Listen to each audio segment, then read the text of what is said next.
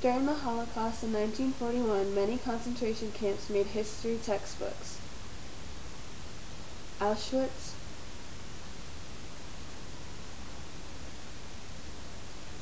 Dachau,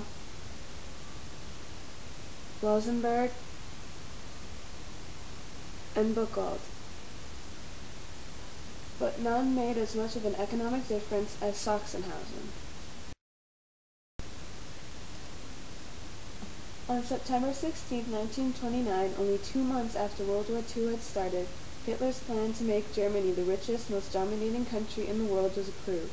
He put SS Major Bernhard Kruger in charge of his most deviating plan yet. This would be one of the most largest counterfeiting operations in history.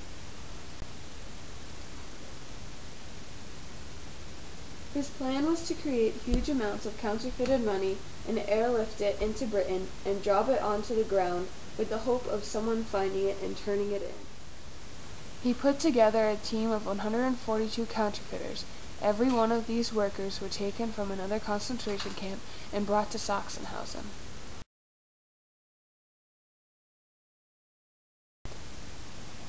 Most had a history in skilled printmaking or typography.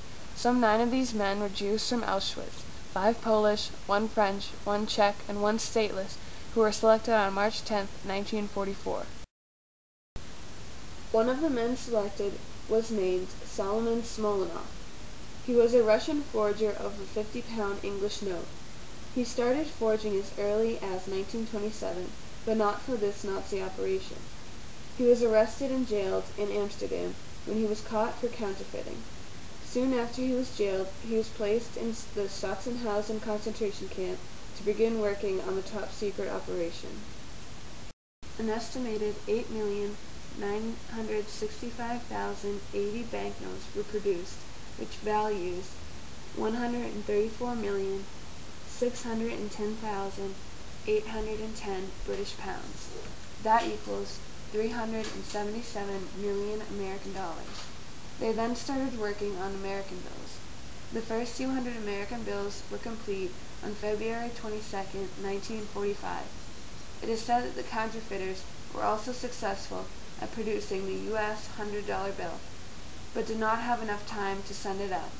They were planning on making the U.S. $1 million bill, but the plan was canceled.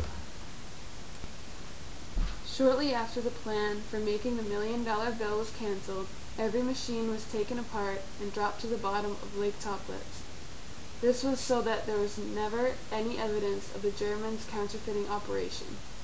The counterfeiters were evacuated in April 1945, and the Bernhard team was transferred to Ebsny, a sub-camp of an Austrian death camp.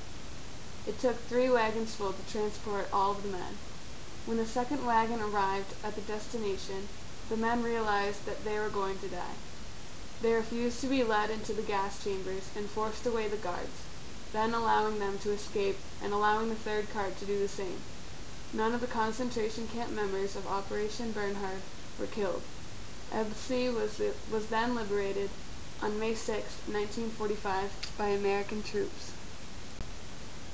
In 1962, a German diver was sent to try and uncover the counterfeiting equipment. Unfortunately, he died during the search while he was diving, and no information could be recovered. After this ordeal, the Austrian government made it illegal to dive in the lake. However, they started their own operation themselves to uncover the sunken material.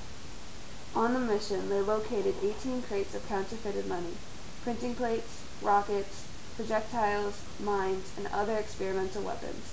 Lake Toplitz was also used for testing underwater weaponry. The final explanation of Lake Toplitz took place in 2000 by Oceaneering Technologies. They searched the lake with a remote-controlled submarine called the Phantom. They discovered over 60 feet deep of fallen trees from the surrounding mountains. When they spotted a large crate, they sent a manned submarine to explore it. They uncovered even more British banknotes.